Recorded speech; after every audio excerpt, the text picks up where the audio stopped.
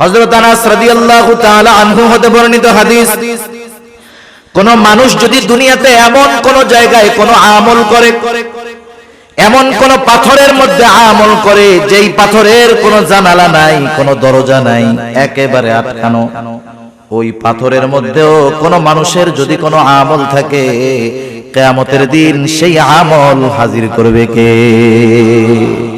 আল্লাহ তাআলা কোরআনুল কারীমের মধ্যে বলেন, ওয়ানাদাউল মাওয়াজিনাল কিসতা লিয়াউমিল কিয়ামাতি ফালা তুযলামু নাফসুন শাইআ ওয়া ইন কানা মিসকালা হাববাতিন মিন খারদালিন আতাইনা বিহা ওয়া কাফা বিনা হাসিবিন। আল্লাহ তাআলা বলেন, আমি কিয়ামতের দিন ইনসাফের বিচারালয় কায়েম করব, ন্যায় বিচারের আদালত কিয়ামতের দিন আমি আল্লাহ কায়েম করব। বাস্তব কথা, তিতা লাগলেও সত্য কথা, দুনিয়ার আদালতগুলোর মধ্যে ইনসাফ নাই, বেইনসাফি ভরা। এখানে যদি একটা ইনসাফ হয়, বেইনসাফি হয় হাজার হাজার, কিন্তু আল্লাহ তাআলার আদালতে কোনো বেইনসাফি নাই। আল্লাহ তাআলা বলেন, ওয়ানাদাউল মাওয়াজিনাল কিসতা লিয়াউমিল কিয়ামাহ। শুধু তাই না, আল্লাহ তাআলা বলেন, ফালা তুযলামু নাফসুন শাইআ। সেই দিন কারো প্রতি সামান্য কোনো জুলুমও করা হবে না। শুধু তাই না, আল্লাহ তাআলা বলেন, ওয়া ইন কানা মিসকালা হাববাতিন মিন খারদালিন আতাইনা বিহা। দুনিয়াতে যদি কেউ কোনো সরিষা দানা পরিমাণ আমল করে, আতাইনা বিহা, ওইটারও আমি হাজির করব। সুবহানাল্লাহ। আল্লাহ তাআলা বলেন, শুধু হাজির করব তা নয়, ওই আমলের ব্যাপারে হিসাব গ্রহণ করা হবে। আল্লাহ তাআলা বলেন, এত হিসাব কে করবে? আল্লাহ জবাব দেন, কাফা বিনা হাসিবিন। হিসাব নেওয়ার জন্য আমি আল্লাহই যথেষ্ট। হযরত লোকমান সন্তানদের এই কথা শিক্ষা দিচ্ছে, বাজার তুমি হয়তো আমার সামনে পীরসা বয়া থাকবা, কিন্তু তুমি যখন রাত্রে বেলা রুমের মধ্যে দরজা আটকাইবা, ওয়াইফাই লাইনটা দিবা, গুনাহ করবা, পাপ করবা, আমার সামনে তো তোমার মতো ভালো ভদ্র আর কেউ নাই। তুমি আমার অগোচরে যায় অপরাধ করবা, গুনাহ করবা, মনে করো না যে আল্লাহ তাআলা দেখবে না, আল্লাহ সব দেখবে। হযরত লোকমান সেই কথাই বলেন, ও আমার বৎস, তোমার কোন আমল যদি সরিষা দানা পরিমাণ হয়, ওই আমলটা যদি পাথরের মধ্যে থাকে, শুধু তাই না, মিসকালা হাববাতিন মিন খারদালিন ফাতাকুম ফি সাখরাতিন, সেটা যদি পাথরের মধ্যে থাকে, আও ফিস সামাওয়াত, সেটা যদি আসমানেও থাকে, আও ফিল আরদ, সেটা যদি জমিনের সাথেও মিশে থাকে, আল্লাহ তাআলা সেই আমলটা হাজির করবেন। ইয়াতি বিহাল্লাহ, ওই আমলটাও হাজির করবে কে? প্রত্যেকটা নবী হিকমতওয়ালা, কোনো সন্দেহ নাই, কিন্তু হযরত লুকমান আলাইহিস সালাম কেন হিকমত গ্রহণ করলেন, নবুয়ত গ্রহণ করলেন না? ওনাকে যখন প্রশ্ন করা হলো, উনি তখন বললেন, শোনো, নিঃসন্দেহে নবুয়ত এটা অনেক সম্মানজনক একটা কাজ, কিন্তু আল্লাহ সুবহানাহু ওয়া তাআলা আমাকে নিজের থেকে নবুয়তের জিম্মাদারি দেন নাই, বরং আমাকে অপশন দিয়েছেন। আমি চাইলে নবুয়ত গ্রহণ করতে পারি, আমি চাইলে হিকমত গ্রহণ করতে পারি। নবুয়ত যদি আমি গ্রহণ করতাম, এই নবুয়তের যেই জিম্মাদারি, যেই দায়িত্বটা ছিল, যদি কখনো এই দায়িত্বের ভিতরে কোনো কমতি পড়তো, কোনো ত্রুটি বিচ্যুতি হতো, আল্লাহ তাআলার কাছে এই ব্যাপারে আমার জবাবদিহিতা করতে হতো। কিন্তু আল্লাহ তাআলা যদি নিজ থেকে সরাসরি আমাকে নবুয়ত দান করতেন, তাহলে আমার এই নবুয়তের জিম্মাদারি পালনের সব ব্যবস্থাপনা আল্লাহ তাআলা গ্রহণ করতেন। এজন্য নবুয়ত গ্রহণ করাটা আমার জন্য রিস্কের ছিল, আমি এই জন্য হিকমত গ্রহণ করেছি। হিকমত কাকে বলা হয়? তাফসীরের মধ্যে আসছে, হিকমত হলো প্রজ্ঞা, হিকমত হলো দ্বীনের পরিপূর্ণ বুঝ, হিকমত হলো স্বপ্নের তাবির তথা স্বপ্নের ব্যাখ্যা। হযরত লোকমানকে আল্লাহ তাআলা হিকমত দান করেছেন। উনি কত হিকমতওয়ালা মানুষ ছিলেন, এখন নয়, শুধু অতীতেও আরব জাতির মধ্যে হযরত লোকমানের হিকমতপূর্ণ ঘটনা কথাগুলার প্রচলন ছিল। তাফসীরের মধ্যে, হাদিসের মধ্যেও হযরত লোকমানের এইরকম কিছু কিছু ঘটনা আছে। হযরত লোকমান আলাইহিস সালাম শুরুতেই যে এত সম্মানিত ছিলেন তা নয়, কিন্তু শুরু থেকে তার কর্মকাণ্ডের ভিতরে হিকমতের নিদর্শন পাওয়া যাইত। তিনি একটা মানুষের ছাগল চড়াইতেন, তিনি রাখাল ছিলেন প্রাথমিক সময়। একদিন ওই ছাগলের মালিক এসে বলে, ও লোকমান, তুমি আমার জন্য একটা ছাগল জবাই করবা, আর ছাগলের সবচাইতে সুস্বাদু জায়গার গোশত আমার জন্য নিয়ে আসবা। হযরত লোকমান আলাইহিস সালাম একটা ছাগল জবাই করার পর ওই ছাগলের হৃৎপিণ্ড আর জিহ্বার গোশতটা নিয়ে মালিকের সামনে হাজির। মালিক এবার বলতেছে, লোকমান যাও আর একটা ছাগল জবাই করো, এই ছাগলের সবচাইতে নিকৃষ্ট জায়গার গোশত তুমি আমার সামনে হাজির করবা। এইবার হযরত লোকমান আরেকটা ছাগল জবাই করলেন।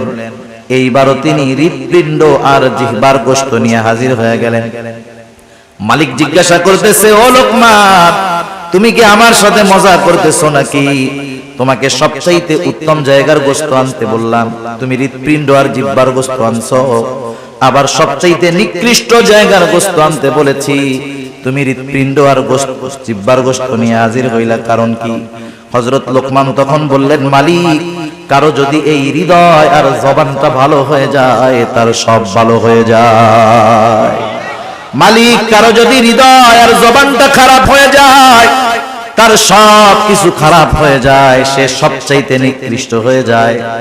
রাসূল আকরাম সাল্লাল্লাহু আলাইহি ওয়াসাল্লাম এই জন্য বলেন, ইন্নাল্লাহা লা ইয়ানজুরু ইলা সুওয়ারিকুম ওয়ালাকিন ইয়ানজুরু ইলা কুলুবিকুম ওয়া আমালিকুম। আল্লাহ তাআলা কারো সূরত দেখেন না, কারো সিরাত দেখেন না। আল্লাহ তাআলা দেখেন না কে কত সুন্দর, বরং আল্লাহ তাআলা দেখেন কার অন্তরটা কেমন। সেজন্য চেহারা, সূরত, সার্টিফিকেট এগুলার কোনো দাম আল্লাহ তাআলার কাছে নাই। যদি হইতো তাহলে আবু জেহেল সম্মানিত ব্যক্তি হইতো, হযরত বেলাল সম্মানিত ব্যক্তি হতে পারতো। হযরত লোকমান উনিও এরকম ছিলেন, হাবশী কালো গোলাম, কালো চুলগুলা কোকড়া, পাগুলা ছড়ানো, ঠোঁটটা মোটা। এক কথায় আমাদের দৃষ্টিতে একটা মানুষকে অসুন্দর দেখার জন্য যা কিছু দরকার সব তার মধ্যে ছিল। কিন্তু আল্লাহ সুবহানাহু ওয়া তাআলা কেমন সম্মান দিয়েছেন। হযরত লোকমান তিনি একদিন মানুষের সামনে বক্তব্য দিচ্ছেন, বক্তৃতা দেওয়ার জন্য দাঁড়ায় গেছেন। উপস্থিত শ্রোতাদের মধ্য থেকে একজন দাঁড়ায় বলে, ও লোকমান, আপনি আপনার বক্তব্য দেওয়ার আগে আপনার নিকটে আমার একটা প্রশ্ন আছে, অনুগ্রহ করে জবাব দিবেন। হযরত লোকমান বললেন, হ্যাঁ বলো। লোকটা এবার বলতেছে, আপনি কি সেই লোকমান নাকি যেই লোকমান আমার সাথে বাগানে বাগানে ছাগল চড়ায় বেড়াইতো? আপনি কি সেই লোকমান নাকি? একটু শিক্ষণীয় বিষয় একটু খেয়াল দিয়া শুনবেন। আমাদের সমাজে অনেক মানুষ আছে, একটা সময় তার কিছুই ছিল না, না ছিল কোনো সম্মান, না ছিল কোনো মর্যাদা, কিন্তু কালের পরিবর্তনে আজকে অনেক সম্মান সম্পদের মালিক। আপনি যদি তাকে তার অতীতের কথা স্মরণ করায়া দেন, দেখবেন সে আপনার উপরে বিরক্ত হবে। সে তার অতীত যে এত খারাপ ছিল, অতীতে যে সে কষ্টে ছিল, সেটা সে ফেস করতে চায় না, সামনে আনতে চায় না, অতীতকে ভুলে থাকতে চায়। কিন্তু স্বাভাবিক বিষয়টা হলো এমন, যেই ব্যক্তি সর্ব অবস্থায় তার অতীতকে স্মরণ রাখে, অতীতের শিক্ষা নিয়ে চলে, অধিকাংশ ক্ষেত্রে এই ধরনের মানুষগুলা শুকরগুজার বান্দা হয়। আর যারা অতীতকে ভুলে যায়, ওরা অধিকাংশ না শুকরগুজার। খেয়াল করে দেখবেন, এটা বনি ইসরাইলের 3 লোকের ঘটনা আছে। একটা ছিল টাকলা, আরেকটার কুষ্ঠ রোগ, আরেকটা হলো চোখে দেখতো না, কানা। আল্লাহ তাআলা পরীক্ষা করতে চাইছেন। প্রথম জনের টাক ঠিক করে দিয়েছেন, ওরে একটা উট দিছে। আরেকজনের কুষ্ঠ রোগ ছিল, কেউ কাছে যাইতো না, আল্লাহ তাআলা ফেরেশতা দিয়ে ঠিক করায় দিলেন। এরপরে তারা একটা গরু দিলেন, সে এক সময় অনেক গরুর মালিক, উটওয়ালা অনেক উটের মালিক। আরেকটা ছিল অন্ধ, আল্লাহ তাআলার পক্ষ থেকে চোখ ঠিক হলো, সে একটা ছাগল পাইলো, তার ছাগলে আল্লাহ বরকত দিলেন, অনেক ছাগল হয়ে গেল। আগের 2 জনকে আবার পরীক্ষা করার জন্য এই 3 জনের কাছে ফেরেশতা আসলো। প্রথম 2 জন কি জবাব দিছে? ফেরেশতা এসে বলছে, আমি মুসাফির, আমার একটা উট দাও, আমি জানি আমার গন্তব্যে পৌঁছাইতে পারি। সে কি কইছে? সে বলছে, আরে মিয়া, দেওয়া যাবে না, সমস্যা আছে। এবার ফেরেশতা তাকে মনে করায় দিয়েছে, ওই অতীত, যাই তুমি তো টাকলা ছিলা, তোমার কাছে কেউ আসতো। কেউ তোমার কাছে ভিড়তো না, আফসোস করতা শুধু আর বলতা আরে আমার চুল যদি গজাইতো কত ভালো হইতো। আল্লাহ তাআলা তোমার চুল গজায়া দিলেন, তোমাকে উট দিলেন, উটের মধ্যে বরকত দিলেন, তুমি অতীতকে ভুলে গেছো? বলে না, এগুলো আমার আগের থেকেই ছিল। কি কইছে? আগের থেকেই ছিল। ফেরেশতা এবার বলছে আল্লাহ তাআলা তোমার যদি আগের অবস্থায় তোমারে ফিরায় দিক, এবার তার নেয়ামত চলে গেছে, আগের অবস্থায় ফিরে গেছে। পরের জন যেই কুষ্ঠরোগী তারও একই অবস্থা, অতীতকেও স্বীকার করছে। কিন্তু যেই লোকটা অন্ধ তার কাছে যখন যায় বলল আমি একটা ছাগল চাই, মুসাফির বলল আল্লাহর বান্দা তোমার যতগুলা লাগে তুমি নিয়ে যাও, কোনো অসুবিধা নাই, কারণ এক সময় আমার কিছু ছিল না, এগুলা আমাকে আল্লাহ তাআলা দিয়েছে। সেই জন্য শুকরগুজার বান্দা, অতীতকে যারা স্মরণ রাখে অধিকাংশ ক্ষেত্রে তারা হয়। আমাদের সমাজে আমাদেরকে যদি আমাদের কারো অতীত এরকম থাকে আর কেউ যদি লোক সম্মুখে আমার ওই দুর্বল অতীতটাকে স্মরণ করায়া দেয়, আমি তাকে থ্রেট মাইরা ভারী মাইরা বসায়া দিব। কিন্তু হযরত লোকমান এমনটা করেন নাই, তিনি সহসা জবাব দিয়ে দিয়েছেন হ্যাঁ তুমি ঠিক বলেছো, আমি সেই লোকমান যে এক সময় বাগানে বাগানে ছাগল চড়াইতো। সম্মান কমে গেছে অতীত স্বীকার করায়। হযরত লোকমানকে এবার ওই লোকটা প্রশ্ন করতেছে, লোকমান তাহলে এই পর্যায়ে আপনি যে আসলেন কোন গুণের কারণে আপনি আসলেন, কোন কারণে আল্লাহ তাআলা আপনাকে এত মর্যাদা দিলেন? হযরত লোকমান বললেন শোনো, সত্যবাদিতা, আমানতদারিতা, অহেতুক কথাবার্তা থেকে আমি বিরত থেকেছি। আমি মনে করি এই সবের কারণে আল্লাহ রাব্বুল আলামিন আমাকে এই সম্মান দিয়েছে। হযরত লোকমানকে প্রশ্ন করেছে, হযরত লোকমান স্বীকার গিয়েছে, কারণ তিনি ছিলেন একজন শুকরগুজার বান্দা। আল্লাহ তাআলা হযরত লোকমানের ব্যাপারে সেই জন্য বলেন ওয়ালাকাদ আতাইনা লোকমানাল হিকমাতা আনিশকুরু লিল্লাহ, আমি লোকমানকে হিকমত প্রদান করেছি আনিশকুরু লিল্লাহ, যাতে সে আল্লাহ তাআলার শুকরগুজার করে, আল্লাহ তাআলার কৃতজ্ঞতা প্রকাশ করে। এখান থেকে এক নম্বর শিক্ষণীয় আমাদের জন্য হলো আমরা যখন কোনো নেয়ামত প্রাপ্ত হব, যখন কোনো নেয়ামত পাবো, আমরা শুকর আদায় করব কার? আল্লাহ তাআলার শুকরিয়া আদায়। বলেন তো আমরা যদি শুকরিয়া আদায় না করি, আল্লাহ তাআলার কৃতজ্ঞতা প্রকাশ যদি আমরা না করি, আল্লাহ তাআলার সম্মান কমে যাবে? কমবে না। আল্লাহ তাআলার যদি শুকর আদায় আমরা না করি, আল্লাহ তাআলার সম্মান কমবে না।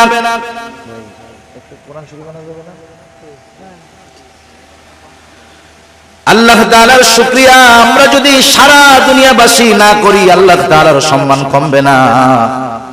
আর যদি তামাম দুনিয়ার মানুষ আল্লাহ তাআলার কৃতজ্ঞতা প্রকাশ করে, আমাদের শুকরিয়ার কারণে আল্লাহর ইজ্জত বাড়বেও না। তাইলে শুকরিয়া আদায় করলে আল্লাহ তাআলার কোনো লাভ নাই, না করলে আল্লাহ তাআলার কোনো ক্ষতিও নাই। এজন্য আল্লাহ তাআলা বলেন ওয়ামান ইয়াশকুরু ফাইন্নামা ইয়াশকুরু লিনাফসি, যে কৃতজ্ঞতা প্রকাশ করে সে সেটা তার নিজের জন্যই করে। কারণ মানুষ যদি নেয়ামত পাওয়ার পর নেয়ামতের কৃতজ্ঞতা আদায় করে, তার নেয়ামতের মধ্যে প্রবৃদ্ধি দান করেন কে? আল্লাহ তাআলা কোরআনুল কারীমের আরেক জায়গায় বলেন লা ইন শাকারতুম লা আযীদান্নাকুম ওয়া লা ইন কাফারতুম ইন্না আযাবি লাশাদীদ। আল্লাহ তাআলা বলেন লা ইন শাকারতুম লা আযীদান্নাকুম, তোমরা যদি কৃতজ্ঞতা প্রকাশ করো, নেয়ামতের শুকরিয়া আদায় করো, আল্লাহ তাআলা এমনটা বলেন নাই যে বাড়ায়া দিমু, বরং আল্লাহ তাআলা বলেন লা আযীদান্নাকুম, দুইটা তাকিদ যোগ করে আল্লাহ তাআলা বলেন, কেমন জানি কথাটা এরকম যে আমি অবশ্যই অবশ্যই তোমাদের নেয়ামত আরো আমি আল্লাহ বাড়ায়া দিব। ওয়ালা ইন কাফারতুম, তোমরা যদি কুফরি করো তথা নেয়ামতের কৃতজ্ঞতা প্রকাশ না করো, তাতে আল্লাহ তাআলার কোনো ক্ষতি নাই, বরং ক্ষতি কি? আল্লাহ তাআলা বলেন যাই না রাখো ইন্না আযাবি লাশাদীদ, আমার আযাব বড় কঠোর, আযাব বড় শক্ত। তাইলে শুকরগুজার বান্দার নেয়ামত আল্লাহ বাড়ায় দেয়, আর যারা নেয়ামতের শুকরিয়া আদায় করে না, আল্লাহ তাআলা তাদের কঠিন আযাবে গ্রেফতার করে। আল্লাহ তাআলা সেই কথাই বলেন মান কাফারা ফা ইন্নাল্লাহা গানিয়্যুন হামিদ, আর যারা শুকরিয়া আদায় করে না, কুফরি করে, তারা জানা রাখুক ফা ইন্নাল্লাহা গানিয়্যুন হামিদ, আল্লাহ তাআলা কারো কৃতজ্ঞতার মুখাপেক্ষী নয়। সেজন্য আমরা শুকরিয়া আদায় করলে লাভ আমাদের নিজেদের। এখানে আল্লাহ তাআলা হযরত লোকমানের পরিচয় দিচ্ছেন যে লোকমান তো হিকমতওয়ালা, শুধু হিকমতওয়ালা নয়, লোকমান আমার একজন শুকরগুজার বান্দা। সুবহানাল্লাহ। এইবার সেই লোকমান ছেলেদেরকে কি বলছে, সেই কথাগুলো আল্লাহ তাআলা আমাদেরকে বলতেছে। হযরত লোকমান সন্তানদেরকে নসিহত করতেছে, উপদেশ দিচ্ছে।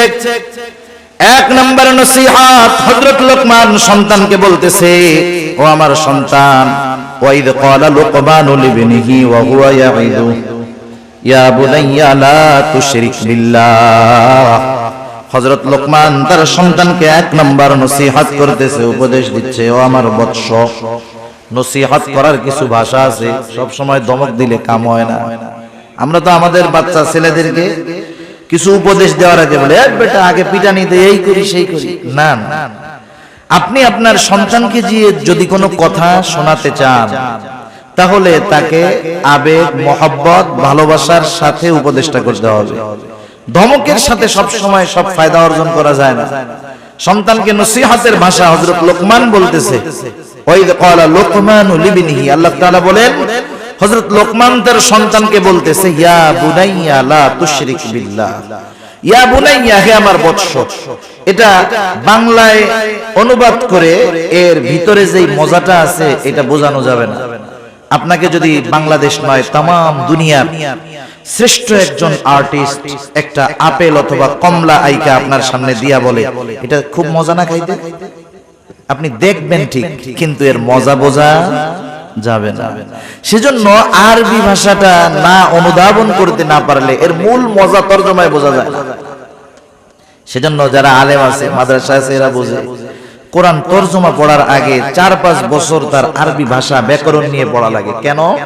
কারণ কোরআনে আল্লাহ কি বলেন সেটা পরিপূর্ণ অনুধাবন করার যোগ্যতা অর্জন করার জন্য। এখন তো আমার নেই, একটু ভাষাগত জ্ঞান থাকলেই মনে করে আমার চাইতে বড় আর কে জানে, ঠিক না? হযরত লোকমান বলতেছেন, ইয়া বুনাইয়া লা তুশরিক বিল্লাহ। এই ইয়া বুনাইয়ার মধ্যে মায়া, মমতা, স্নেহ, মোহাব্বত, ভালোবাসার বহির্প্রকাশ আছে। হযরত লোকমান বলতেছে, হে আমার বৎস, লা তুশরিক বিল্লাহ। আমরা মুমিন, আমরা মুসলমান, আমরা আমাদের সন্তানদেরকে প্রথম যেই শিক্ষাটা দেওয়ার দরকার হযরত লোকমান সেই শিক্ষাটাই দিয়েছেন।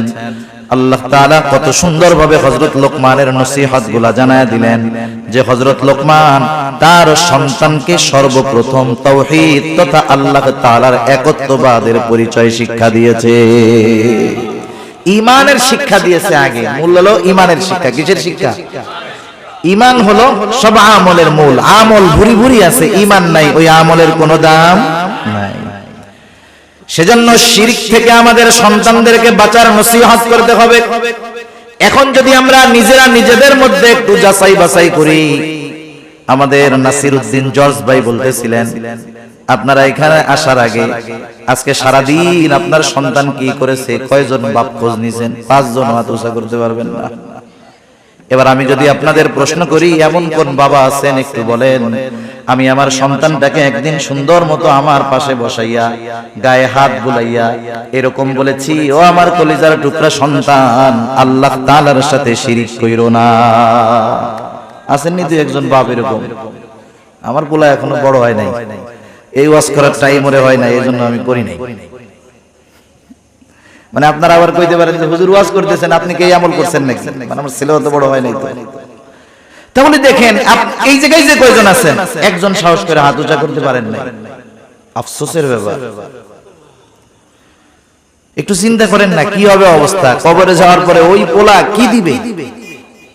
দেওয়ার আছে কিছু? বরং ওই পোলা আপনি আমল করতেছেন, ওই ছেলে জাহান্নামে যাওয়ার কারণ হইতে পারে।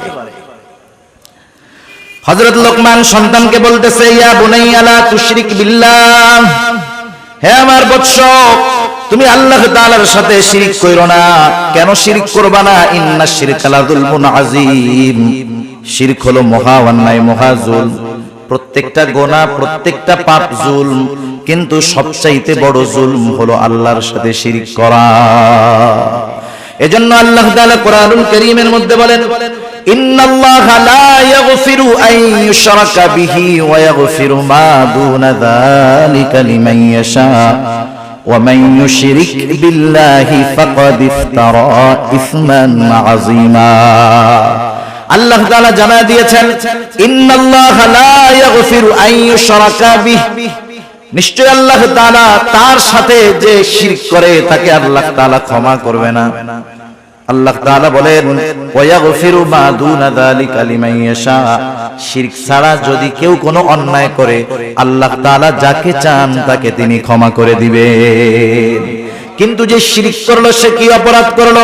আল্লাহ তাআলা বলেন, ওয়া মান ইউশরিক বিল্লাহি ফাকাদ ইফতারা ইসমান আযীমা, যে আল্লাহ তাআলার সাথে শিরক করলো ফাকাদ ইফতারা ইসমান আযীমা, সে এক মহা পাপের সূচনা করলো। এজন্য এই পৃথিবীতে যার দ্বারা শিরক শুরু হয়েছে কিয়ামত পর্যন্ত যত শিরক হবে সব শিরকের সমপরিমাণ গুনাহ তার আমলনামায় যোগ হবে। যেমন আদম আলাইহিস সালামের এক সন্তান যে হত্যা করছে, হত্যাকারী যেটা, কিয়ামত পর্যন্ত পৃথিবীতে যত অন্যায়ভাবে হত্যা সংগঠিত হবে সব হত্যার গুনাহ তার আমলনামায় যোগ হয়ে যাবে। নাউযুবিল্লাহ। সেজন্য আল্লাহ আমাদেরকে শিরক থেকে বাঁচার তৌফিক দান করুন। আল্লাহ তাআলা আমাদেরকে সকল প্রকার শিরক থেকে বেঁচে থাকার তৌফিক দান করুক, সবাই বলি আমিন।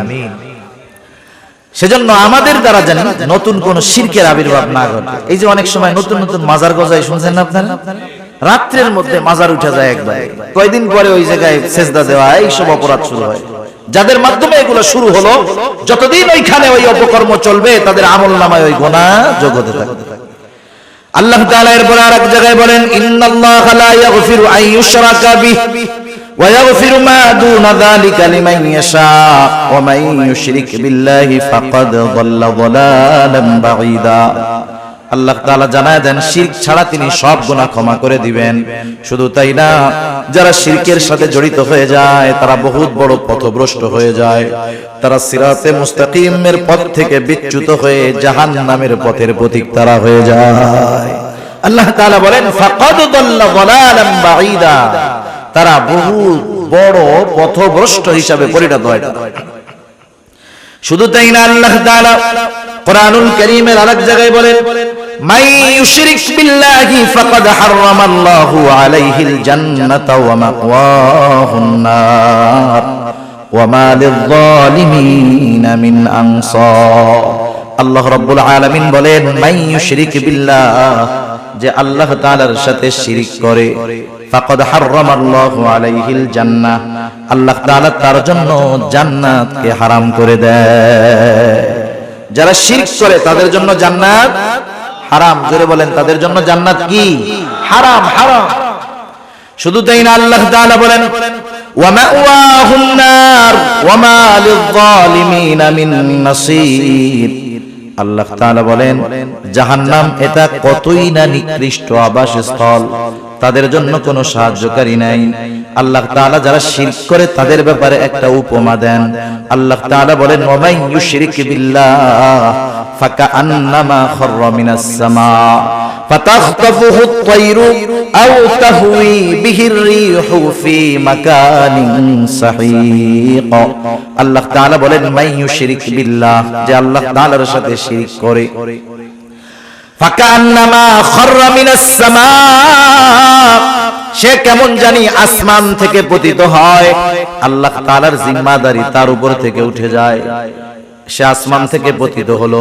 ফাকাআন্নামা খাররা মিনাস সামা ফাতাখতাফুহু আত-তায়রু, একটা পাখি তারে সো মাইরা নিয়ে গেল।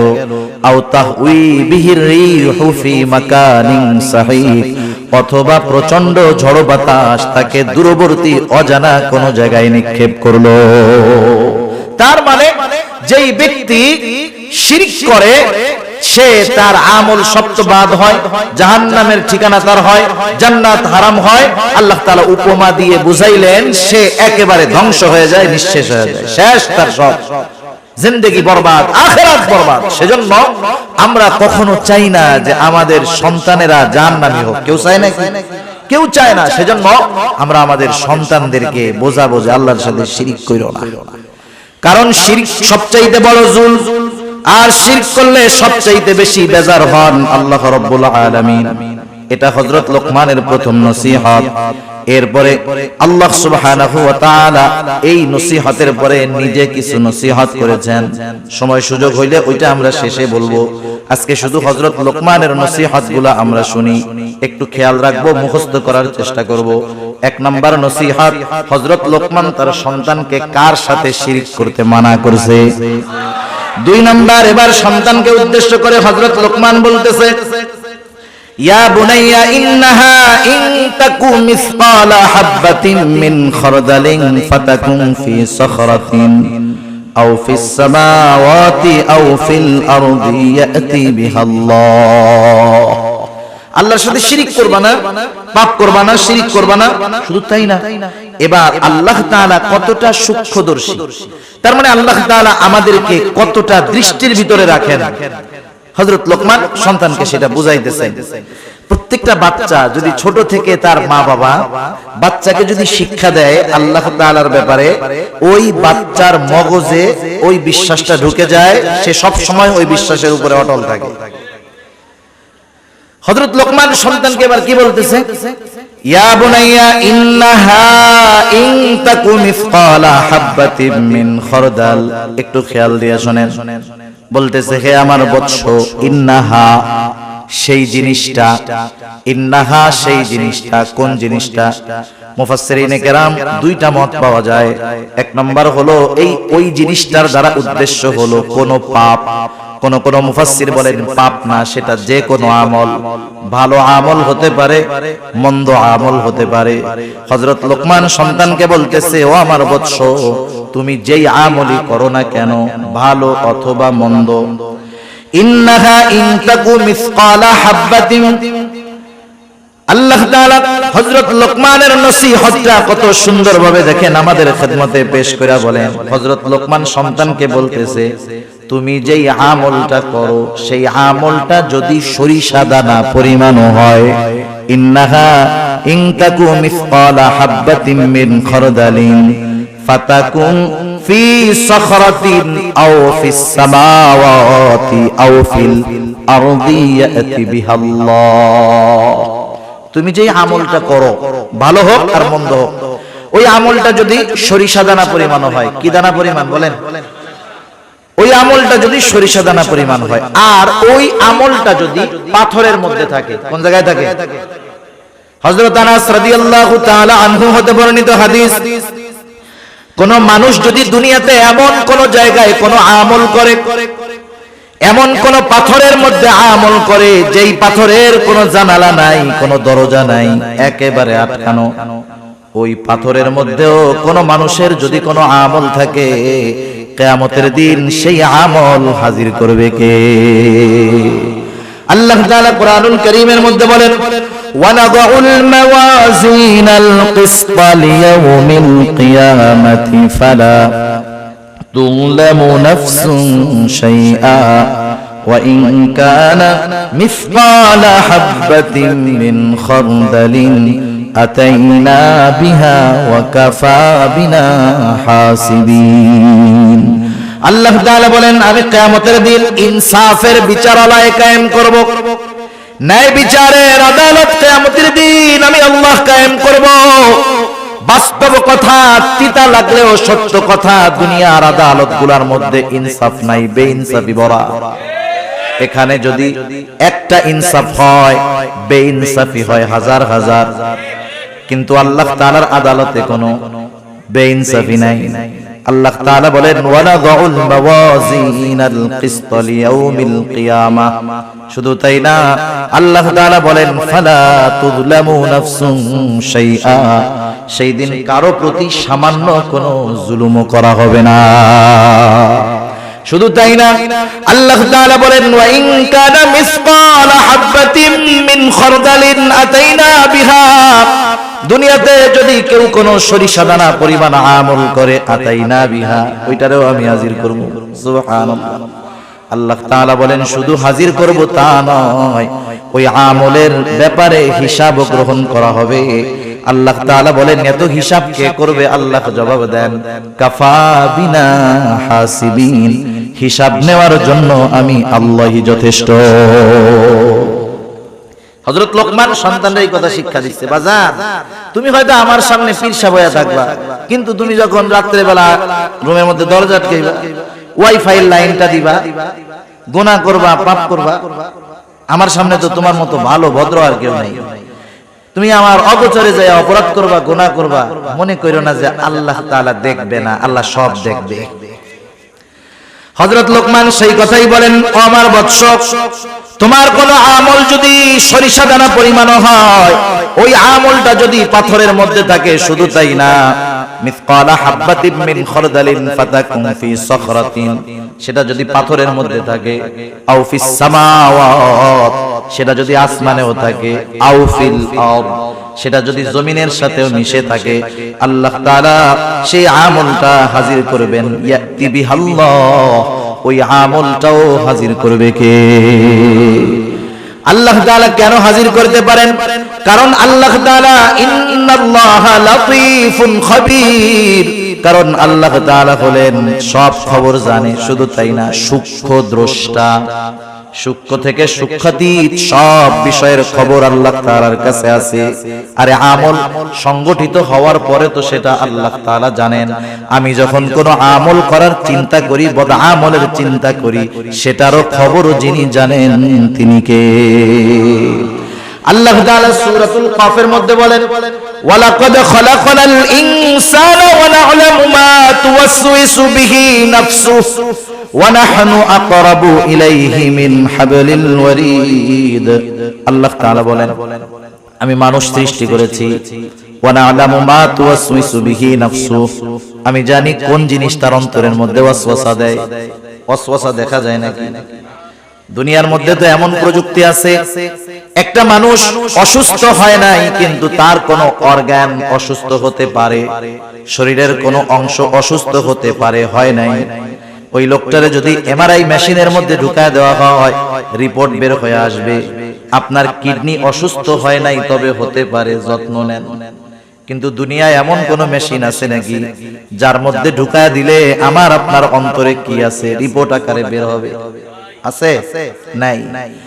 কিন্তু আল্লাহ তাআলা বলেন, ও আমার গোলাম, আমি তোমাকে সৃষ্টি করেছি, শুধু তাই না, আমি এটাও জানি তোমার অন্তরের মধ্যে কোন জিনিসে ওয়াসওয়াসা দেয়। কেন জানেন? আল্লাহ তাআলা বলেন, ওয়া নাহনু আকরাবু ইলাইহি মিন হাবলিল ওয়ারিদ। আমি তোমার অন্তরের ওয়াসওয়াসার খবর জানার কারণ হলো আমি তোমার শাহরগের চাইতে অধিক নিকটে। তার মানে আমার ভাষায় আমি মাঝে মধ্যে বলি, আমি আমার যত কাছে তার চাইতে বেশি কাছে কে? আল্লাহ এত কাছে, সেজন্য আমার প্রত্যেকটা পদক্ষেপ আল্লাহর নজরের বাইরে না। গহীন অরণ্যের মধ্যে গভীর রাত্রে যদি একটা পাতা পড়ে, সেই পাতা পড়ার খবরটাও জানে কে? আল্লাহ তাআলা জানে। এত সূক্ষ্মদর্শী আল্লাহ তাআলা। তাহলে এই টেন্ডেন্সি, এই চিন্তা, এই দর্শন, এই মতবাদ, এই ফিকির, এই চিন্তা, যেটাই কর না কেন, এটা যদি একটা মানুষের মধ্যে সর্ব অবস্থাতে থাকে, ও যখন একা থাকবে ও চিন্তা করবে সব দেখতেছে কে? এই চিন্তাটা সন্তানের মধ্যে ঢুকায়া দেন। এই চিন্তা সন্তানের মধ্যে ঢুকান, পরিবারের মানুষের মধ্যে ঢুকান। আমরা চেষ্টা করি, বারবার বলি, ইনশাআল্লাহ সন্তানের চরিত্র বাপের সামনে যেমন হবে, লাইট নিভাইয়া দরজা আটকাইয়া ঘরের মধ্যে গেলেও সেম কোয়ালিটির চরিত্রই থাকবে, ঠিক কিনা? চারিত্রিক শিক্ষা দিয়েছে এই জায়গায়। কি শিক্ষা দিয়েছে? প্রথম শিক্ষা দিয়েছে ঈমানের শিক্ষা। কিসের শিক্ষা? এখানে দিয়েছে চারিত্রিক শিক্ষা, বিষয় একটা, কিন্তু এর মধ্যেই চরিত্র সংশোধনের শিক্ষা হযরত লোকমান তার সন্তানকে দিয়ে দিয়েছে। এরপরে শিক্ষা দিয়েছে সামাজিকতা। ইসলাম সামাজিকতার সর্বোচ্চ শিক্ষা দিয়েছে। হযরত লোকমান এবার তার সন্তানকে বলতেছে, ইয়া বুনাইয়া আকিমিস সালাহ ওয়া'মুর বিল মা'রুফি ওয়ানহা আনিল মুনকার ওয়াসবির আলা মা আসাবাক ইন্না যালিকা মিন আজমিল উমুর। হযরত লোকমান এবার সন্তানদের শিক্ষা দিচ্ছে দায়িত্ববোধ সম্পর্কে। এটা হলো দায়িত্ববোধ সম্পর্কে হযরত লোকমান সন্তানদের শিক্ষা দিচ্ছে। বেশি সময় আমি আর নিব না আপনাদের, কারণ 12টা বেজে গেছে, এত রাত করা যাবে না, অল্প সময় আছে। হযরত লোকমান সন্তানদের বলতেছে, ইয়া বুনাইয়া আকিমিস সালাহ, এ বৎস নামাজ কায়েম কর। কি কায়েম করবে? আমার আগে এক হুজুর নামাজের কথা বলছে, আমি ওই জায়গায় শুনছি। তাহলে অভিভাবক নিজে নামাজ পড়লে হবে না, নামাজ পড়ার জন্য সন্তানকে আদেশ করতে হবে। হাদিসের মধ্যে আসছে মুরু আওলাদাকুম, আবু দাউদের হাদিস, তোমরা তোমাদের সন্তানদেরকে আদেশ করো যখন তার বয়স 7 হবে নামাজের জন্য আদেশ করবা, 10 বছর বয়স হবে নামাজ না পড়লে প্রহার করবা, আর বিছানাটা আলাদা বানায়া দিবা। আমাদের সমাজে আছে এখন 7, 8, 9, 10 বছর হয়ে গেছে, একসাথে ভাই বোন ঘুমায়, একসাথে মা ছেলে ঘুমায়। এটা ইসলাম সাপোর্ট করে না। কেন করে না? আপনাদের এলাকায় আলহামদুলিল্লাহ অনেক আলেম আছে, ওনাদের কাছ থেকে একটু জেনে নিবেন। কথা বুঝতে পারছেন? সেজন্য বাচ্চারা বড় হইলে বিছানা আলাদা করে দিতে হবে। 7 বছর হলে নামাজের আদেশ, 10 বছর হলে নামাজ না পড়লে প্রহার করতে হবে। আর আল্লাহ তাআলা বলেন ওয়া'মুর আহলাকা বিস-সালাতি ওয়াসতাবির আলাইহা লা নাসআলুকা রিজকা নাহনু নারযুকুকা ওয়াল আকিবাতু লিত-তাকওয়া। আল্লাহ তাআলা বলেন ওয়া'মুর আহলাকা বিস-সালাহ, তুমি একা নামাজ পড়লে হবে না, তুমি তোমার পরিবার আহাল যারা আছে তাদেরকেও নামাজের জন্য আদেশ দাও। কারণ কিয়ামতের দিন সর্বপ্রথম নামাজের হিসাব হবে। কিয়ামতের দিন প্রথম হিসাব কিসের হবে? নামাজের। এজন্য সন্তানকে নামাজি বানাইতে হবে। যে নামাজি সে সঠিক পথের উপরে থাকার চেষ্টা করে। এরপর হযরত লোকমান তার সন্তানকে বলতেছে ওয়া'মুর বিল মা'রুফি ওয়ানহা আনিল মুনকার, ভালো কাজের আদেশ করো, অসৎ কাজের নিষেধ করো। সন্তানকে হযরত লোকমান বলতেছে আমরা হলাম শ্রেষ্ঠ উম্মত। কি উম্মত? একটু জোরে বল, আরো জোরে বলেন কি উম্মত? আজকে 12ই রবিউল আউয়াল। অনেকে কইতে পারে হুজুর কেন আজকে অন্য ওয়াজ করতেছে, এটা কেন করলো না? আগেও শুনলাম কয়েকজন কিছু একটা বলছে, এইজন্য বললাম না। আবার ওই যে বললাম আপনাদের জর্জ ভাই কথা বললো, আমি চিন্তা করলাম এই বিষয়টাই বলি। তা যাই হোক, ভালো কাজের আদেশ, অসৎ কাজের নিষেধ। আর আমরা কি উম্মত? শ্রেষ্ঠ উম্মত। এটা কি চাপার জোরে হওয়া যাবে? শ্রেষ্ঠ উম্মত হতে হবে আল্লাহ তাআলার ফর্মুলা অনুযায়ী। আল্লাহ তাআলা কোরআনুল কারীমের মধ্যে বলেন কুনতুম খায়রা উম্মাতিন নুখরিজাত লিন-নাস তা'মুরুনা বিল মা'রুফ ওয়া তানহাউনা আনিল মুনকার ওয়া তু'মিনুনা বিল্লাহ। শ্রেষ্ঠ উম্মত যদি হতে হয় 3টা জিনিস মাস্ট বি লাগবে। আল্লাহ তাআলা বলেন তোমরা হইলা শ্রেষ্ঠ উম্মত, মানুষের কল্যাণের জন্য তোমাদেরকে বের করা হয়েছে। এখন কোন কাজ করলে তোমরা শ্রেষ্ঠ উম্মত হবা? মনে রাখবেন একজন বেধর্মী সেও কিন্তু নবীর উম্মত। তাইলে শ্রেষ্ঠ উম্মত হওয়ার জন্য 3টা কাজ। 1 নাম্বার কাজ তা'মুরুনা বিল মা'রুফ, ভালো কাজের আদেশ করবা। 2 নাম্বার তানহাউনা আনিল মুনকার, মন্দ কাজে বাধা প্রদান করবা। ওয়া তু'মিনুনা বিল্লাহ, আর আল্লাহ তাআলার প্রতি ঈমান আনবা। ঈমানের সাথে ভালো কাজের আদেশ, অসৎ কাজের নিষেধ, এরা হলো শ্রেষ্ঠ উম্মত। এখন যেই জামানা চলতেছে হুজুর, ভালো কাজের আদেশ করলেও জান যায়, মন্দ কাজের থেকে বাধা দিলেও জান শেষ। কি করব? এই কর্মের উপরে ঈমানের স্তর বিন্যাস রয়েছে।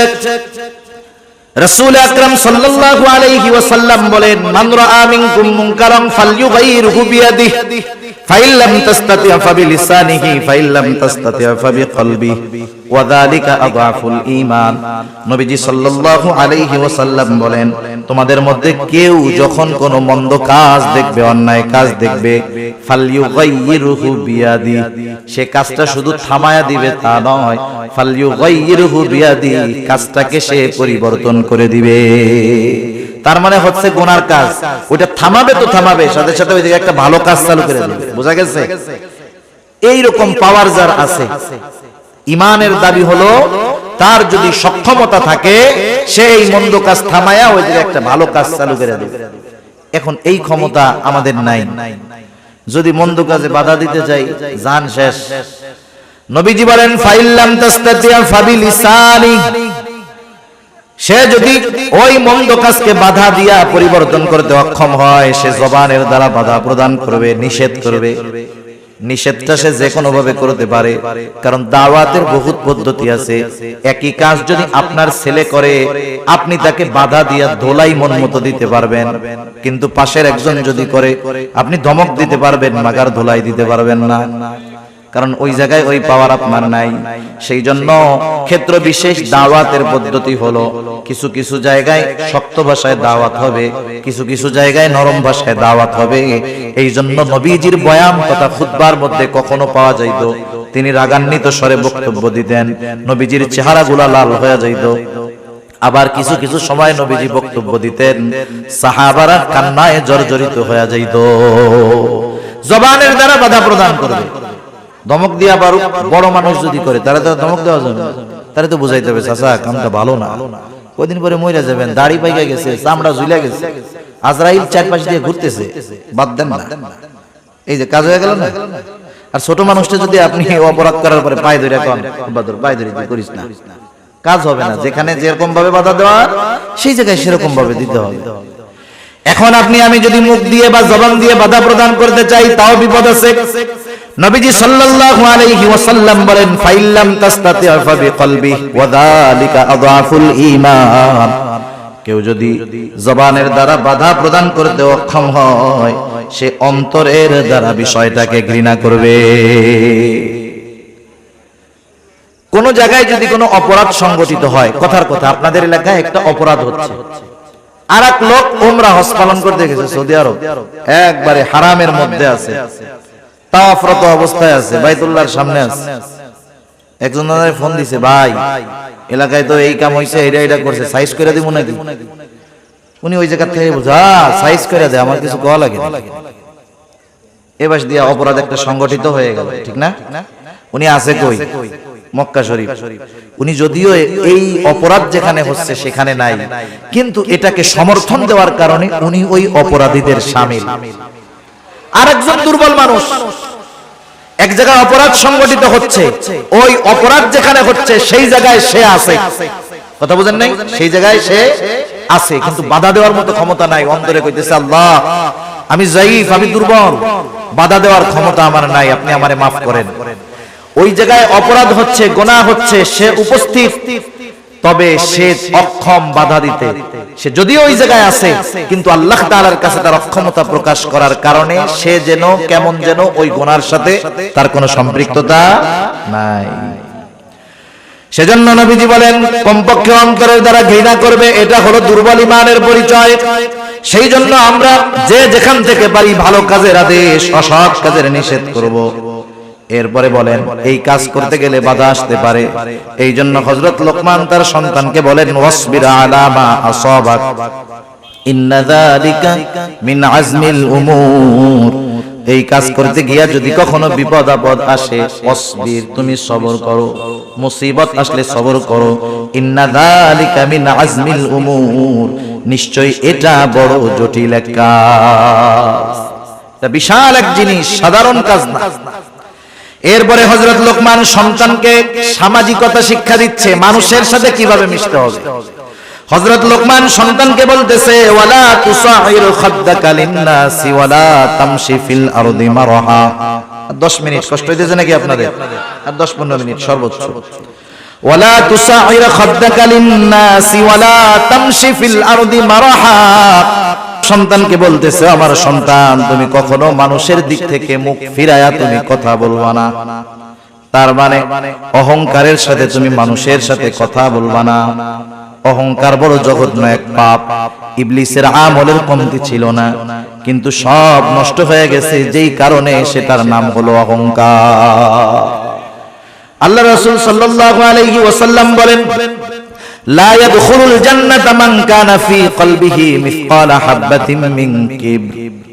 যার অন্তরের মধ্যে সরিষা দানা পরিমাণ অহংকার থাকবে, সে জান্নাতে প্রবেশ করতে পারবে না।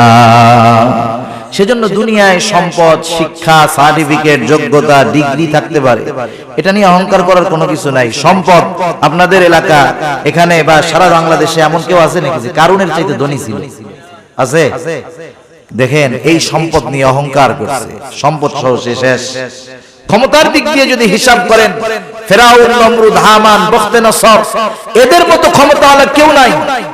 অথচ অহংকার করেছে, অবাধ্য হয়েছে, সীমা লঙ্ঘন করেছে, সব শেষ। ইবলিসের মতো আমলের কোনো অভাব নাই, আমলদার কেউ ছিল না, অহংকার করেছে, সব শেষ। এজন্য আল্লাহর নবী বলেন, আল্লাহ তাআলা বলেন, আল কিবরিয়া রিদাই, অহংকার হলো আমার চাদর। সেই জন্য আমরা অহংকার করব না। অহংকারের দ্বারা ক্ষতি হলো জান্নাতের মধ্যে প্রবেশ করা যাবে না, অহংকার থেকে বাঁচতে হবে। হযরত লোকমান সন্তানদেরকে সেই কথা শিক্ষা দিলেন যে সন্তান, মানুষের সাথে মুখ ফিরায়া তথা অহংকারের সাথে তুমি কখনো কথা বলবা না। ওয়ালা তামশি ফিল আরদি মারহা, জমিনের উপরে কখনো গর্ব ভরে পদচারণ করবা না, জোরে জোরে পা ফালাইয়া একবারে স্টাইল দিয়া হাঁটবা না। রহমানের বান্দাদের কিছু গুণাবলী আল্লাহ তাআলা সূরাতুল ফুরকানের মধ্যে আল্লাহ তাআলা তার স্পেশাল বান্দাদের কিছু গুণাবলী বর্ণনা করেছেন। আল্লাহ তাআলা বলেন, ওয়া ইবাদুর রহমানিল্লাযীনা ইয়ামশুনা আলাল আরদি হাওনা ওয়া ইযা খাতাবাহুমুল জাহিলুনা ক্বালু সালামা। রহমানের বান্দা হলো তারা কারা? ওয়া ইবাদুর রহমান আল্লাযীনা ইয়ামশুনা আলাল আরদি হাওনা, যারা মধ্যপন্থা অবলম্বন করে একেবারে নম্রতার সাথে পথ চলে, তারা রহমানের বান্দা। সুবহানাল্লাহ। সেজন্যই লাফাই লাফাইয়া পথ চললে, পা ফলাইয়া পথ চললে ওরকম না। আল্লাহ তাআলা কোরআনুল কারীম সূরা বানী ইসরাঈলের মধ্যে বলেন, ওয়ালা তামশি ফিল আরদি মারহা ইন্নাকা লান তাখরিকাল আরদা ওয়া লান তাবলুগাল জিবালা তুলা ওয়ালা তামশি ফিল আরদি মারহা, জমিনের মধ্যে দর্প ভরে গর্ব ভরে তুমি চলাচল কইরো না, দর্প ভরে পথ চলে। আল্লাহ তাআলা বলেন, ইন্নাল্লাহা লা ইউহিব্বু কুল্লা মুখতালিন ফাখুর। আল্লাহ তাআলা মুখতাল আর ফাখুররে পছন্দ করেন না। মুখতাল হলো যে নিজের নিজে বড় মনে করে, নিজের নিজে বড় মনে করে, আর ফাখুর হলো যে ওই বড়ত্বটা মানুষের সামনে প্রকাশ করে, নিজে নিজে মনে করে যে আমি সবচেয়ে ভালো, আমার চেয়ে ভালো আর কি। আরেকটা হলো মানুষের মধ্যে বলে, আরে আমি সবচাইতে ভালো আলেম, আমি সবচাইতে ভালো জ্ঞানী, আমি সবচাইতে বেশি বুঝি। এটা হলো ফাখুর। এই দুইটারই আল্লাহ কি করে না? পছন্দ করে না। হযরত লোকমান সন্তানদের শিখায় দিচ্ছে, বাজান কেমনে তুমি পথ চলবা, তুমি কেমনে পথ চলবা। হযরত লোকমান সন্তানকে বলতেছে, ওয়াকসিদ ফি মাশিকা ওয়াগদুদ মিন সাউতিক ইন্না আনকারাল আসওয়াত লা সাউতুল হামির। হযরত লোকমান সন্তানকে বলতেছে, তুমি জমিনের মধ্যে মধ্যম পন্থা অবলম্বন করে হাঁটবা, অতি দ্রুত গতিতে হাঁটবা না, ইহুদি খ্রিস্টানদের মতো আস্তে আস্তে হাঁটবা না, মধ্যম পন্থা অবলম্বন করে হাঁটবা। আর একটা উপদেশ শিক্ষা দিল যে তুমি তোমার কণ্ঠস্বরকে একটু নিচু কইরা রাখবা। ওয়াগদুদ মিন সাউতিক, তুমি তোমার কণ্ঠস্বরকে উচ্চ আওয়াজে কোনো আওয়াজ করবা না, কণ্ঠস্বরকে নিম্নে রাখবা। আল্লাহ তাআলা কত সুন্দর দেখেন, এই উচ্চ কণ্ঠস্বর যাদের, বিনা কারণে মাঝে মধ্যে অনেক মানুষ আছে ধমক দিয়া ওঠে, আছে না? গলাটা বড় যদি রাখতে পারে, 10 জনের মধ্যে ঝগড়া যখন লাগে মনে করে আমার চাইতে আর কে বড়, আবার পরে এসে এই বেটা ওই থেকে আমার গলাই শুধু শোনা গেছে, জানো আর কারো কথাই শোনা যায় না। আল্লাহ তাআলা বলে, তুই হলে গাধা। কি বলেন? ইন্না আনকারাল আসওয়াতি লা সাউতুল হামির, নিশ্চয়ই গাধার আওয়াজ সর্বনিকৃষ্ট আওয়াজ। এগুলো সামাজিকতার শিক্ষা দিয়েছে কত সুন্দরভাবে হযরত লোকমান তার সন্তানকে। নৈতিকতার শিক্ষা, ঈমানের শিক্ষা, গুনার থেকে বাঁচার শিক্ষা, মানুষের সাথে চলাচল আচরণের শিক্ষা হযরত লোকমান সন্তানকে দিয়েছে। বাবা হিসেবে উনি যেমন নসিহত করেছেন, অনুরূপ ভাবে আমাদের প্রত্যেকের উচিত, যারা বাবা হয়েছেন, যারা হবেন, এই নসিহতগুলো জানা, আবেগ মোহাব্বত ভালোবাসার সাথে সন্তানদেরকে এই নসিহতগুলো করা। আল্লাহ তৌফিক দান করুক, সকলে বলি আমিন।